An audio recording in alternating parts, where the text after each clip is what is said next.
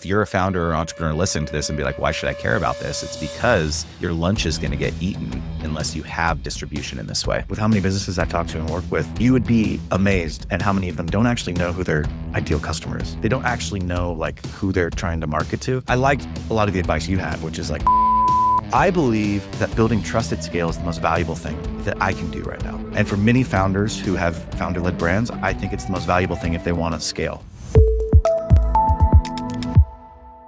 Okay, Justin Moore, I have been honestly really excited for this conversation for over a month. For those who don't know, Justin is not just a content creator. He's helped over 1,500 people as content creators land over $3,000 a piece. Sponsorship deals. He's built a $600,000 business a year. He's closed over $5 million in deals personally. The dude is legit. If you're an entrepreneur and you're like, a content creator, shut your mouth, listen to this episode because you're going to learn, A, how do you utilize under leveraged distribution channels that you already have access to? Number two, how do you partner with content creators? What does the scope of work look like? Who should you be looking for? And then number three, Justin's going to walk me through step-by-step how I can monetize and get a sponsorship for $10,000 in the next 30 days. And he has promised me that it's a guarantee going to happen. So I'm freaking locked in. I'm excited. Justin, what did I miss? Dude, no, I'm stoked, man. My favorite part is like using you as a guinea pig and getting you to your first 10 grand. I think that's going to be a blast. The really cool thing is you've done marketing and brand management on the corporate side of things. Then obviously you got into the creator business. Walk me through like, what was life like as a W-2 employee? When was that? When did you make the switch? So I was very much not doing this. I was not in this industry at all. I was in medical devices, actually, and product management. My background's in computer engineering. What happened was my wife, April, started a YouTube channel in 2009. It was very much a side hobby. You really could not make money on YouTube in those early days. So for a long time, brands would reach out offering to send her free stuff. So it wasn't like, hey, we'll pay you a bunch of money. It was like, hey, you want this free hair curler? Because she was talking about beauty and lifestyle and all that. And so essentially what happened is for years, she was just accepting the free stuff. This is awesome. We were in our early 20s, no money, living in a studio, doing that whole thing. And then I decided to go back to school to get my MBA at night after work. And I started taking these classes all around advertising and marketing and negotiation. And I just kind of the gears started turning, dude, where I was like, man, her videos are riddled with hundreds of comments of saying, hey, April, thank you so much for telling me about this brand. I just went out and bought it. Or, oh, I just went to their website and picked it up. Thanks so much. And I went to my wife one day. I was like, I really feel like we're getting the short end of the stick here. Like a $30 hair curler for free is not adequate compensation for the value you're providing to these brands. And so sure enough, the next brand, I said, let's email them. I said, hey, do you have a budget? Can you compensate me to talk about you? And they said, oh yeah, if you could talk about us in 2 videos a month, we will pay you $700 monthly. And dude, our minds were blown because that was like most of our rent at the time. The very first taste of like side hustle income that we got was like, wow, there's ways to make money in this world that don't rely on a 9-to-5 paycheck. And it's kind of uncapped, right? Like if we could find 10 more people like this, like why couldn't we make 10 times as much money, right? And so this is what ultimately led us down the road of doing over $5 million worth of deals. That's 600 individual sponsorships with brands over the last 15 years.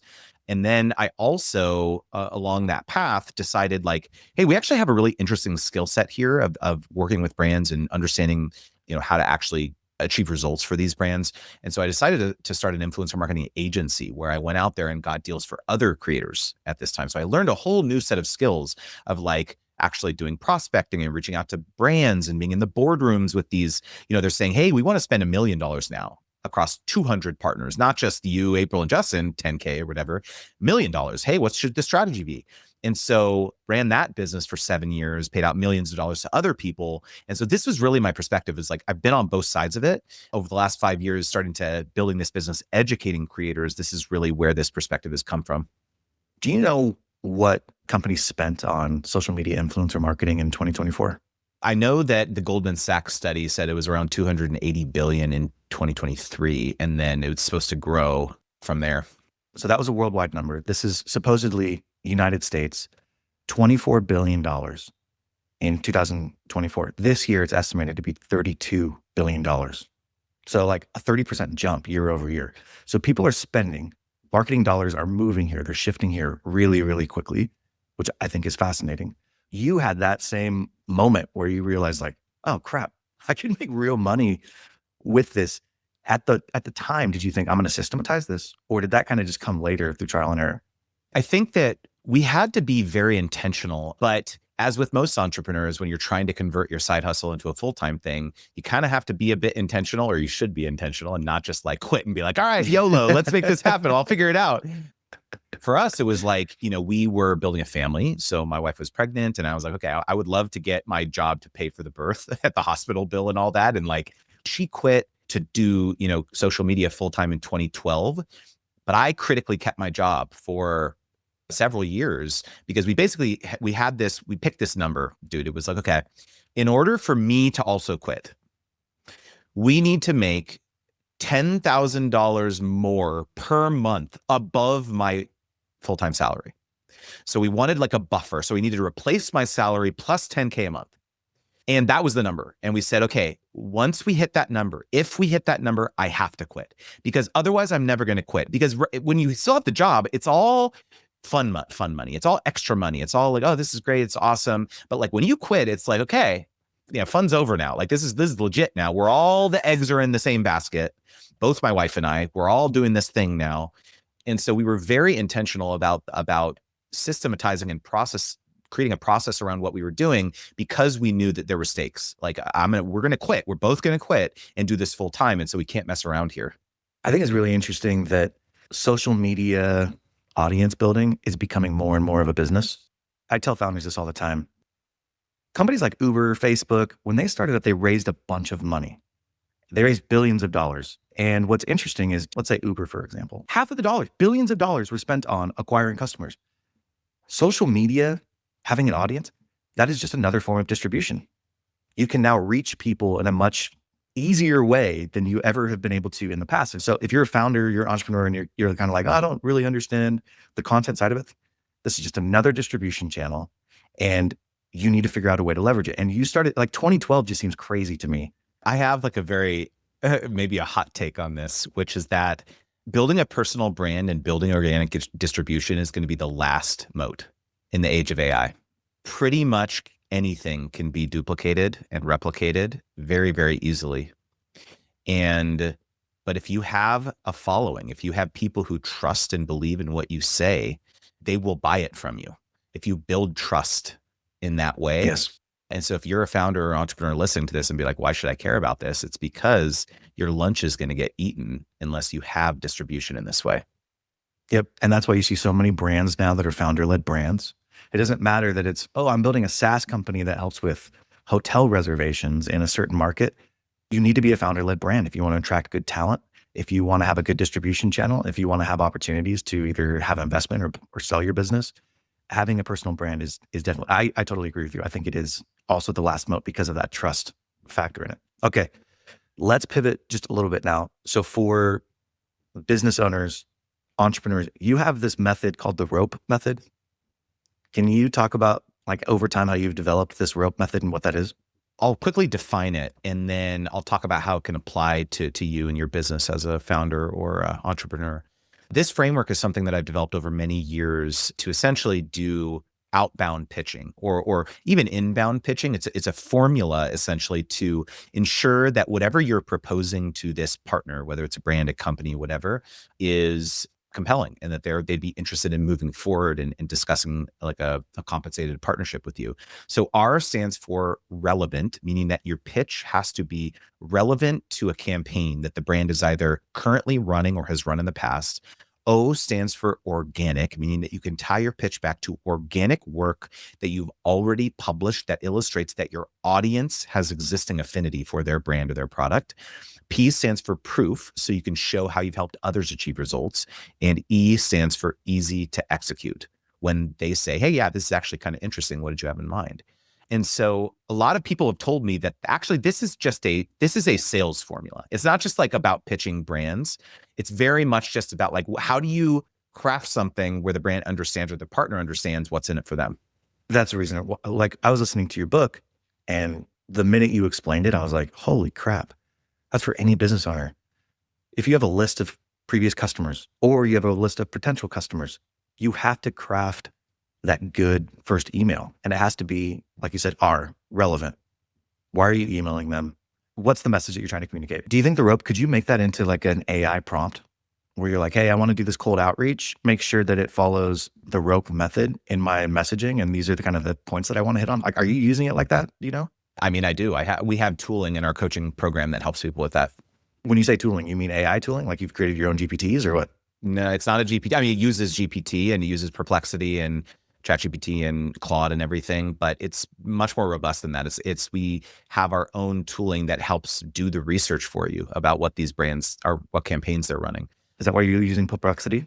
Yeah, Perplexity is like a big one for the research part of it. Actually, ChatGPT and even Claude are getting pretty good at the research part too. So we're just playing with different tooling depending on the model. But yeah, we're really trying to develop kind of like micro SaaS to help our students with a lot of this type of stuff. It's pretty cool.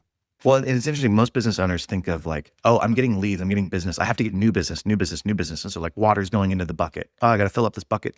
And there's this massive hole on the underside of the bucket where the water just continues to leak out. And those are customers who you've either had or serviced and you're losing them and you're not retaining them, whatever the reason is. If you can focus on either reselling to those customers who you've already purchased from you or keeping the customers who are already currently customers of you, all of a sudden you're going to see your revenue jump just because your churn is lowering. And a lot of it has to do with that like messaging, how you're staying in touch with them, how you're making sure you're on the same page with things. And so for me, when I was like looking at the rope method, I'm like, this would be a perfect method for people to implement. What have you seen from the flip side? Like, obviously you're working with creators who want to partner with brands and they want to get sponsorships, and who wouldn't want to do those things?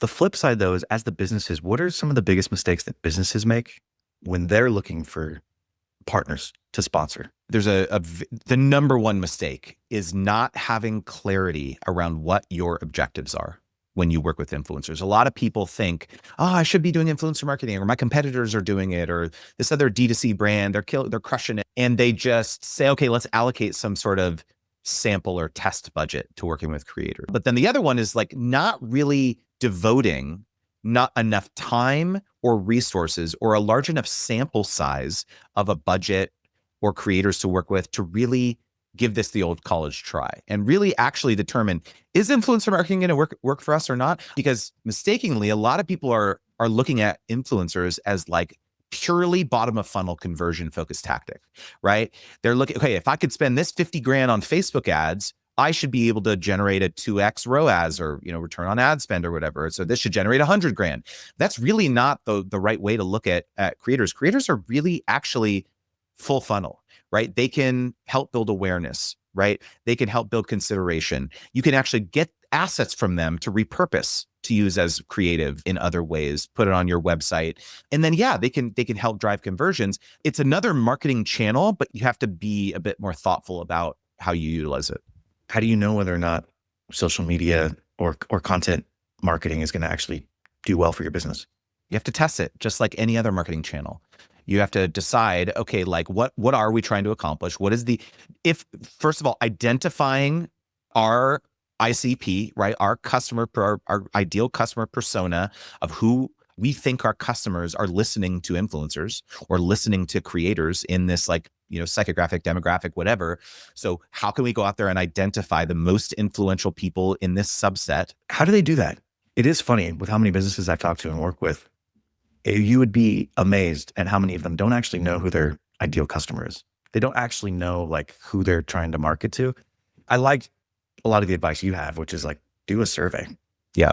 Yep. Many business owners don't even do a survey. They don't even ask like, how did you hear about us? Or why are you here? They think, oh, I opened a bakery and so people are coming to me for the donuts, but really they're coming because they like, I don't know, you have like this specialty coffee that you make. So if you don't ask the question, you don't actually know what your customers are coming there for. Tying back to something you said earlier in the episode around like, hey, like a lot of these businesses, they've got customer lists, they've got email lists of these people who purchase. They may not be sending a regular newsletter or a regular digest to those customers. Number one piece of advice, start today, start emailing them and understanding what's going on in their lives. And to your point, yeah, doing these surveys can be super powerful. Here's a quick example. So I am a business. I have customers who are creators that I'm coaching, right? And I am surveying the heck out of them because I want to know, for example, what are their biggest challenges? What are their biggest pain points? What's keeping them up at night? And I use those answers to customize and personalize the content that I send to them. For example, if someone tells me that like the main question that I care about, really, I ask a bunch of questions, but the main one I care about is what is your biggest goal right now as a creator for this year? Like, what's your goal? And I have a bunch of, different questions that you ask, but like if someone says quitting my 9 to 5 job, that's the goal this year is I want to quit and do this full time. When I market my products to them, my courses, my boot camps, my workshops, my coaching programs, et cetera, I send different testimonials to them depending on what they said their goal is. So if they say that their biggest goal is quitting their 9 to 5, I'm going to send them a testimonial. If someone said, I went in Justin's coaching program and I was able to quit my job. So Yeah. it's very, very important and this philosophy about personalizing your marketing can be applied regardless of what type of business you have. Well, and what's crazy is once you know who you are, life gets so much simpler. I'm not going to say easier, but it gets very simple, because if you don't know who you are, you don't know what you're looking for. You just scatter. Like you have this scattershot approach. You have the story in your book of this woman who, once she like refined her offer, she started saying no to brands. You tell the story, but she ended up landing a much better deal for herself than she otherwise would have, just because she got focused on what her offering was, right? Totally. Yeah. That was from Esprit Devora. So she runs a podcast called, it's the Women in Tech podcast, Women in LA Tech podcast. Yeah. To your point, like she was very resistant actually to monetizing it all. Like she's actually had interest from brands for a long time, but she was worried about, her appearing like a sellout or not authentic, because she's built this, connection with her audience over many, many years. And so after, doing some coaching with her, I basically said, look, even if they're coming inbound to you and saying, hey, we got $500, that doesn't necessarily mean that that's their only budget. Let's learn about their objectives. Like we were just talking about, right? Like let's actually ask them. And funny enough, like we were talking about, like they didn't know. They were like, well, we need to think about this. Let us talk some more internally. And she kind of was invested in this conversation. It wasn't just in it for the money. Let me understand more about how I can help you. And they came back with a deal that was $6,500. It went from 500 to 6,500 simply because she, had the audacity to ask about their goals. And so she had a very clear offer of what she was going to provide to them. And that was what got the deal over the finish line. And if I remember right, it was like $500 one time into a $6,500 a month, like ongoing engagement. So like it totally paid off. This is one of my favorite things in business, is going through the exercise with companies to help them understand like who they are. What are their core values? What are they focused on? It's honestly one of my favorite exercises. I'll sit down with a team of executives and I'll be like, okay, if you had to pick 2 people in your company that you think if you started another business, you would conquer the world with, who would they be? And so they write down their names. Okay, Jenna and Greg. I'm like, great. Now write down all the attributes that you love about those people. So they'll write down the attributes, right? Like loyal, smart, hardworking, whatever. And then you get all of them to put their attributes up on a board. So you've got maybe 5 or 6 people. They've listed 2 people, and then you've got maybe 10 attributes per. All of a sudden you've got a couple hundred attributes, and you start looking like, what are the commonalities? Like, oh, that's really interesting. We all really care about being done at 5 so we can spend time with our family. And oh, we all really like to joke and we have potty humor. Okay, that's kind of a core value. And so it's like this executive team comes together and they realize these are the types of people we want in our company. So it's not necessarily going out and getting customers, but it is, who do I want to attract within the company? And once you have that, it just frees everything else up. It's like, no, these are our core values. This is what we believe in. It makes hiring way easier. It makes holding people accountable way easier. So I agree with you. Just going through the thought process of like, what's our offering? Who are we trying to identify? Or who are we trying to sell to? Frees you up to then focus on the things that are most important. Well, one thing also that's I think critical about doing this process is it will give you a lot more clarity and comfort with saying no to partnerships or business development type deals if there is not alignment there. Because what oftentimes happens when I work with creators is that they will accept a partnership that's either not enough money or the mission and the ethics and the values of the brand are not super in alignment, but it's like, oh, it's like money, I should take it. And then they get into the actual execution of the partnership and they're just resentful the whole time. They're like, man, I should have done this. Like, I'm annoyed. Like knowing like not only what your like, heck yeah number is to like actually do the deal from a financial perspective, but just like be honest with yourself about whether or not this is something you even want to pursue. It's just going back to that very basic Derek Sivers book, hell yeah or no. that very simple framework, right? Hey, I don't know if you remember this, but when we started this podcast, we entered into a social contract. I would spend time, energy, and money producing this podcast, interviewing these individuals and giving you insights into how to build, buy, start, grow your business. And you would like, subscribe, and leave me 5-star review. Now, out of that, we both get to talk to really cool people and hear really cool insights. We both get a ton of value. But I just want to help you keep your word. So would you do me a favor? Will you go leave a 5-star review for me on Apple or Spotify? It would really help. And if you want, even share this with a friend. This is going to sound so weird, and I don't mean this to sound weird, but there is I'm so excited. Unending stream of opportunity. You can say yes to a lot of things. Lots of people wanting to do deals with you and partnerships and be an advisor to this. We'll give you equity and do these deals. And like, you really, really, really have to be intentional about what is important. And to me, the most important thing is 10xing the newsletter. That's all I'm going to focus on. And so like, it means saying yes to like no to like really cool opportunities. And it's really hard. I agree with you. There is no shortage of good opportunities, but there is a shortage of my time and what I value. And I've had a lot of opportunities in the last year of people reaching out to me to start businesses or partner with them, yada, yada, but I have to travel. And like, that's one of my non-negotiables. Like, I'm not traveling. I want to be here at 5 every day to play with my kids. And so I'm not maximizing dollar values, but I am maximizing that lifestyle. But when you've got like $100,000 check staring at you, that's where it's like, okay, do I really want to be there after 5? I don't know. My son pooped on the bed last night. Oh, I could take a break. You know what I mean? So like justifying. All this stuff is a balance, dude. Let me give you an even more tangible example. I stopped doing one-on-one coaching calls about a year ago. So I charge $1,000 an hour for my sponsorship coaching. And I've done lots of them, lots and lots and lots of them. And like, to me, the old Justin, like, how long would I have had to work to make $1,000? And this person wants to pay me in 1 hour? Who am I to say no to these? And I have like a long list of people willing to pay me $1,000 per hour. I woke up to this reality maybe a year and a half ago where I was like, I would like not look forward to like, I would wake up and I'd have like an endless stream of one-on-one coaching calls on my calendar. And I couldn't really, what it was is I didn't have the space in my life or my business to create net new. That really is like, at this point in my life is like really important to me. Is like, yeah, I get fulfillment serving one person at a time, but really what I really get core fulfillment from is teaching people at scale. And the only way in which I can do that is creating new frameworks, new methodologies, new ways to teach people, lots of people, not just this one person. And so I had to like create space in my life and my calendar and be like, okay, I'm really going to say no to like this long list of people who want to pay me $1,000 an hour if I have this larger North Star. Yeah, doctors and lawyers have that same problem. They're always jealous of entrepreneurs because they're like, I'm just trading my time for money, which is great money for them. But they're like, wow, I want to buy real estate or I want to have something that's passive.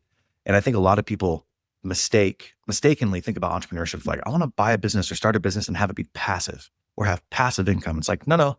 You have to go through this period that you just described where you are trading your time for money. Yep. Many times when you're starting a business, you are trading your time for money and then build systems that scale that then allow you to buy it back. And now I sound like Dan Martell. Yeah. But you know, buy back your time and then, you know, you can do things. It's just cool to see because I have a hard time saying no. And it's like, cool. I'm glad there's somebody else out there who's going through the same process right now. It makes me think that there's hope for me.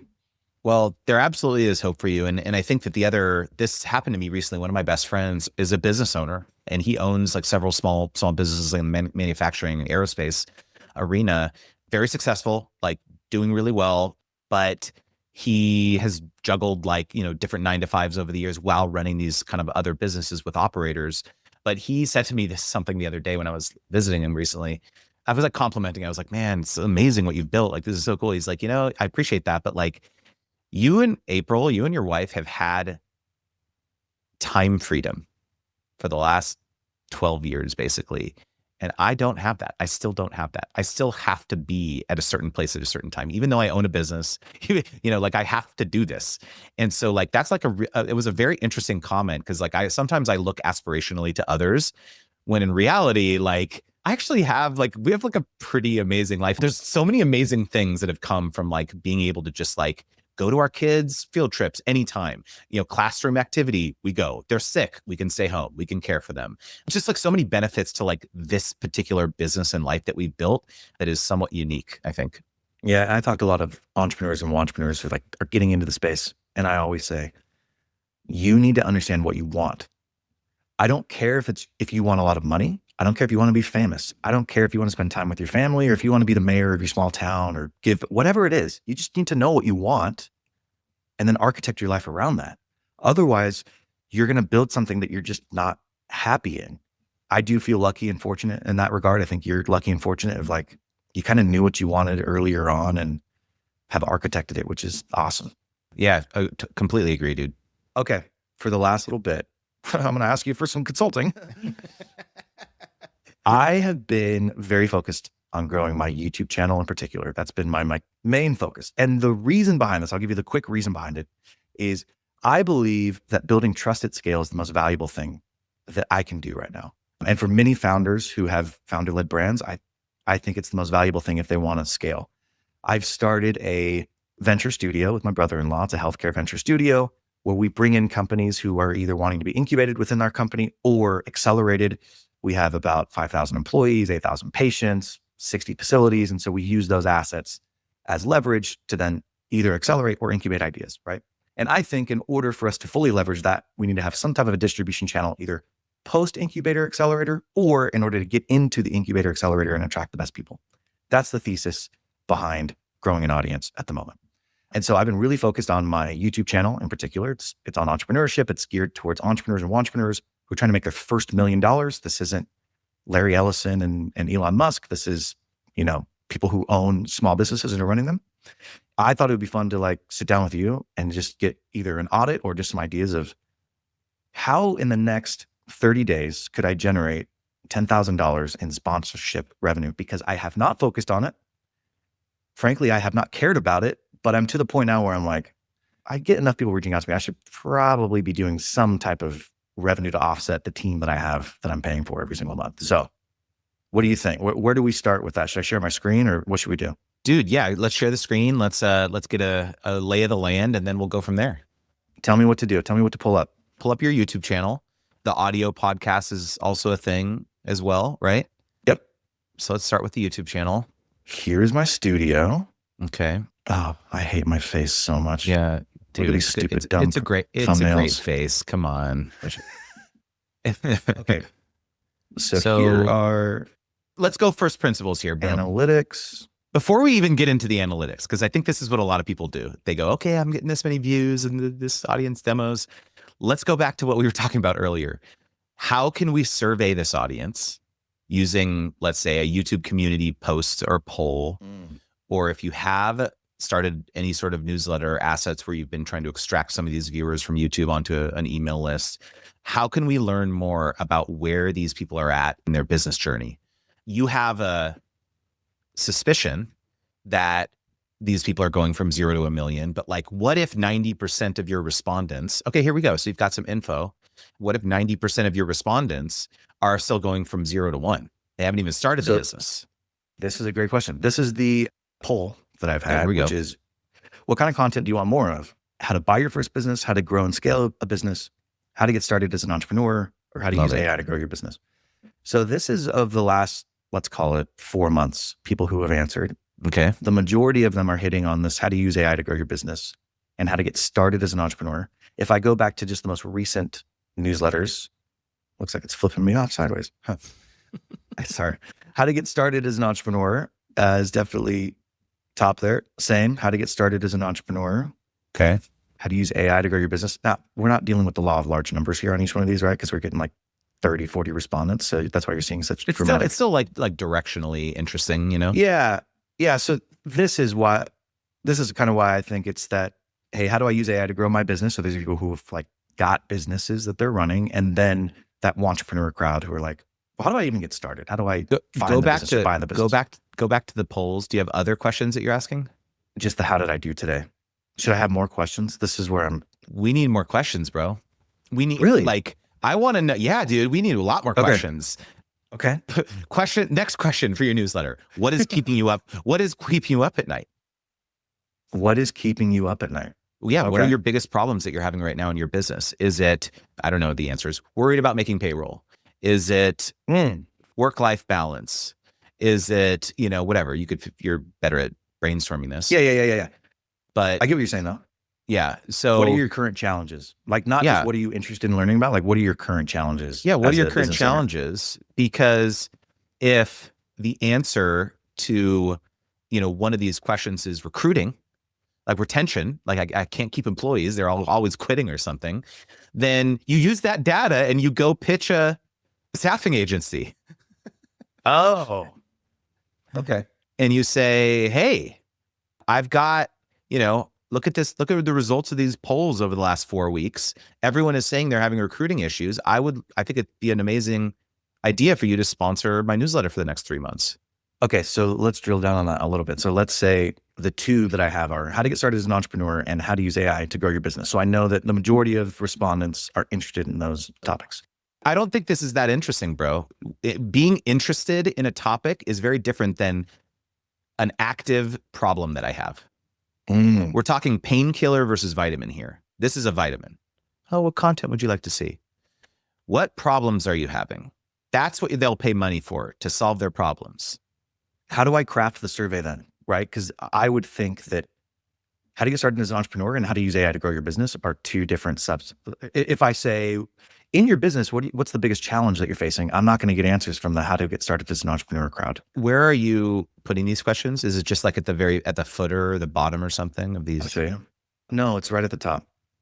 So I do a little intro and then here, give me your feedback. And then I get into the meat and potatoes of the newsletter. But admittedly, I'm a newsletter novice. So please rip away. Tell me what I'm doing wrong. The best practice here would be asking this question right after they join your newsletter on the post opt-in confirmation page.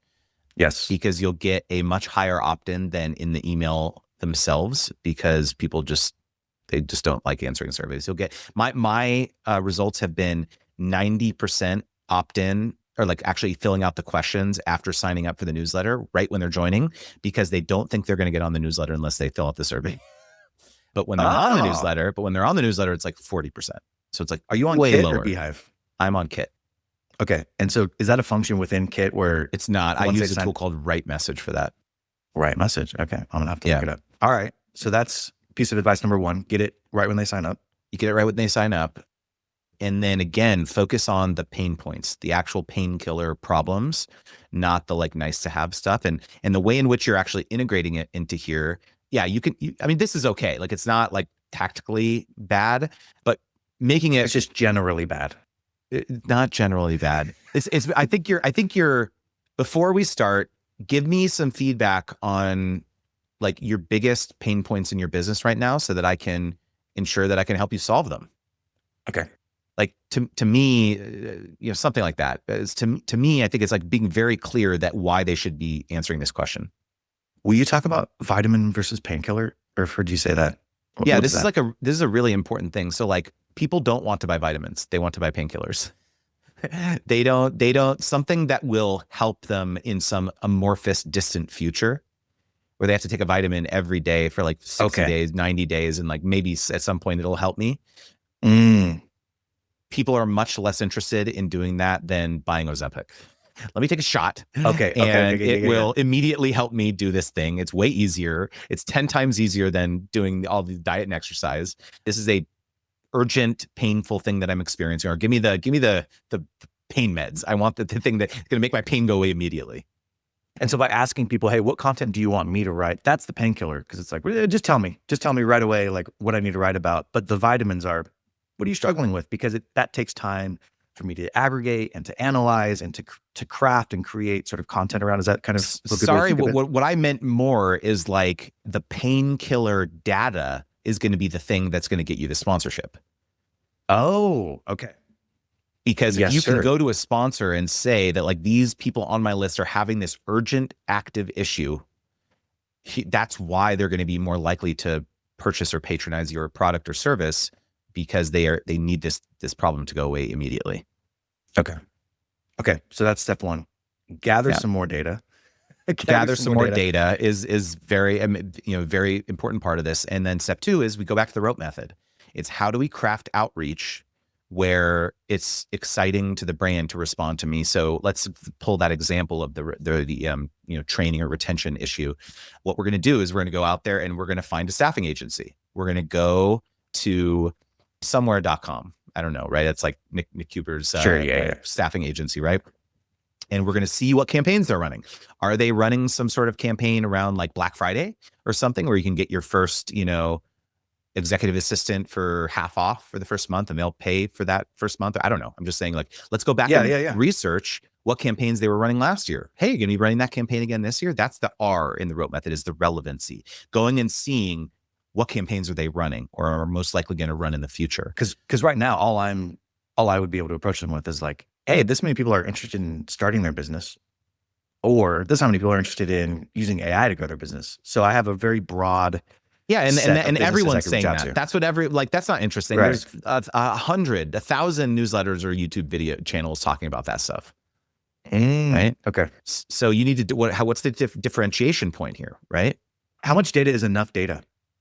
It's like, I had 10 people respond, or like I had 5,000 people. Like what? I think directionally, the problem question around like what's going on in their lives, what's keeping them up at night, is like one piece of the data. It would be nice to get other data like, revenue size of the business. Like I was actually just talking with a potential sponsor recently, and like they told me one of their goals is like, maximizing the number of new businesses that are making over $1 million in revenue on their platform. That was a goal. And so like I didn't have that data. I was like, okay, maybe I should add some revenue numbers to my onboarding survey so that I can have some, it's not HHI, like household income is like a pretty common one to ask for consumer facing companies, but like B2B focused companies, like getting revenue figures might be interesting. So like maybe if you had that data, that could also be potentially interesting to sponsors. I don't know that it's necessarily like an audience size thing, but if you could show them, hey, like 20 people responded to this that have businesses making over $1 million, that could be a worthwhile sponsorship, even though the sample size is small. That's an interesting piece because, like, honestly, with the newsletter, it's been an afterthought for me. Like, I've the only reason I started even collecting emails was because somebody was like, "You getting that many views? You should be collecting emails." I'm like, "Oh, okay." And so, like, I have it, and like I send it out, but it's definitely not optimized. As you saw, I have one survey, and I'm not sending anything. Like, there's no good onboarding process. So I think for me, that's a really good takeaway. Is of course you should have a better onboarding process, just like any business, and you can upsell these sponsorships with the newsletter. So you say, yeah, I could talk about you on my YouTube channel and in the podcast, but I also have a segment on my newsletter of 600 businesses that have all self-identified as making $100,000 to $500,000 in revenue a year, which is what it sounds like you're trying to target. We could do a targeted blast just to that segment with this offer. Talk to me about how do you get people to actually, so I know that upon signing up for the newsletter, you send them a survey, but let's say that I didn't do that. How do you get people to actually answer the survey? Because it's hard. It's just hard. You have to incentivize them somehow, whether you can do giveaways, like sometimes, Amazon gift cards, like, or find something very valuable. Maybe you're going to raffle off a free coaching call with you or something if they fill it out. You just got to figure out. Would it be better to send it in in a newsletter or just a separate email that's like, hey, I'm trying to get a better psychographic of my audience. Can you just fill this out? It's not about you. No, don't say I'm trying to serve you. Not I'm trying to get more data, because that's a personal thing. Every email you should send should be like, how is this going to help my reader? This one individual person. And so that's the lens, is like, I'm trying to give you more personalized advice.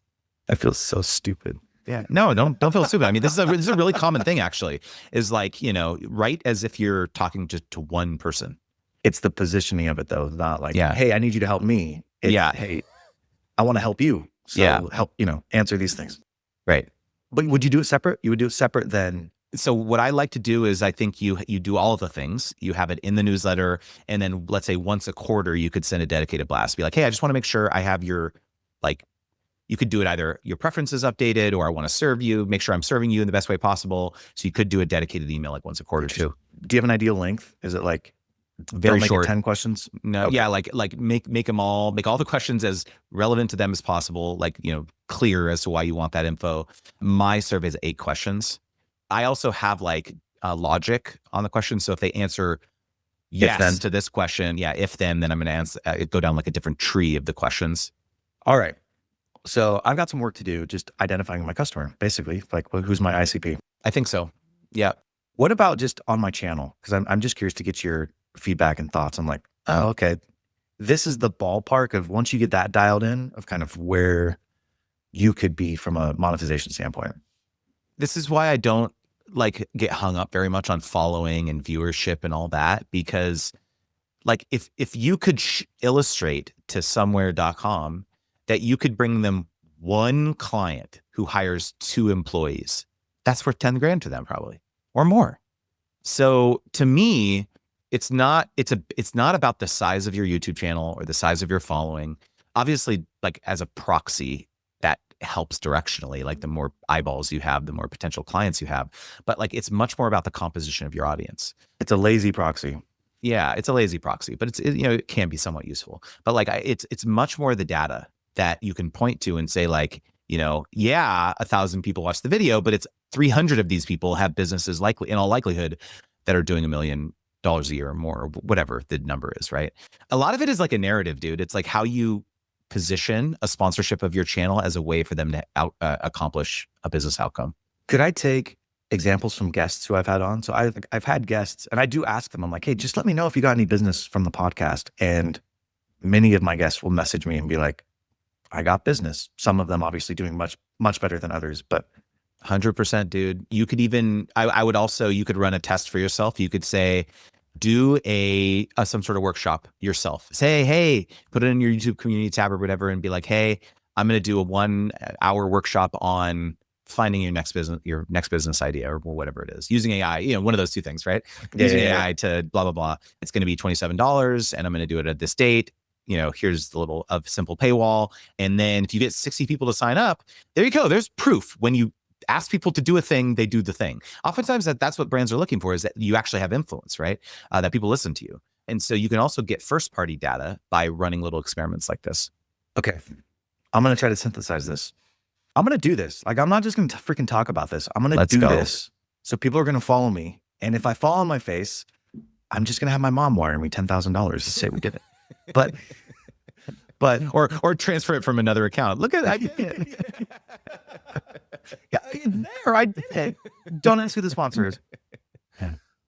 So I think what I need to do, and tell me what you think. Step number 1, I need to get some information on my audience. Like bottom line, send a survey out, send a couple surveys out and start gathering more specific information about their challenges, how I can serve them. What are they facing and what do they need help with?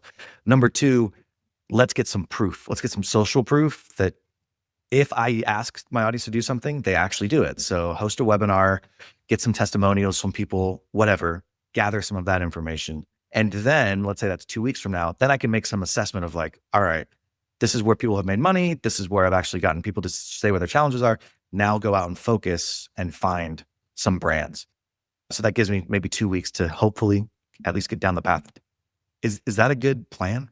It is. And you know what the most exciting part about this thing is that when you secure a sponsorship, when you talk about the brand, it feels like an act of service, because you say, I asked you what your biggest problems are. And here's the graph. Here's what you guys said. Here, I'll show it to you. Here's the little chart. And so I went out there and I struck this deal with somewhere because you were having this issue with recruiting. And so it feels much more like an act of service now versus you lining your pockets. Because it is an act of service. You're not just coming out there saying like, hey, I want to make money. Who can pay me the most? Yeah.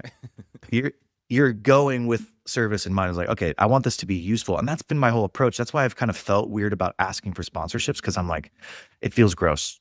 I'm like, oh, I don't want money. But when you reframe it as, well, I'm solving a pain point for people. So of course that would be valuable for someone to come in and offer a solution to that pain point. It makes me feel a little better. Yeah, dude, Fingers crossed. I just saw the mindset shift there. Let's go. Let's go. All right. In 30 days, I'm going to follow this up. And whether or not I hit it, I'm going to give an update. I think I can hit 10 grand. I think we're going to do this thing. All right. Let's go. Justin, where can people get this bad boy? Sponsormagnet.com, my friend. That's the best place to go. It's also available on audiobook, your favorite audiobook place. But sponsormagnet.com. And you can tumble down the rabbit hole and reach out to me from there as well if you'd like. I want people to know, Justin's not sponsoring this. He didn't pay me anything. I was at a conference and I heard Justin get emotional talking about his motivation in life right now. And he was talking about, he has young kids and his kids are like really similar to my kids' ages. And to be honest, I didn't know who you were.